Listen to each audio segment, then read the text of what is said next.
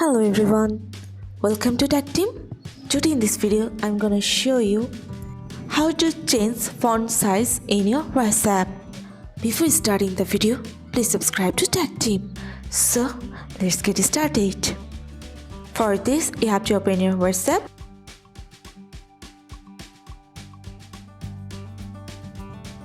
Now click on three dots and press on settings.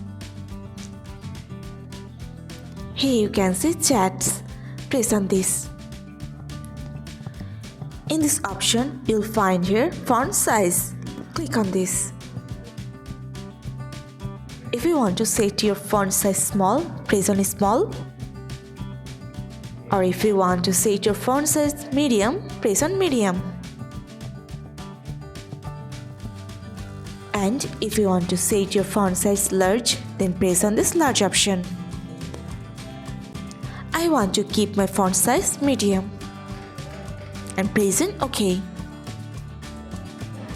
So this is how to change font size in your WhatsApp.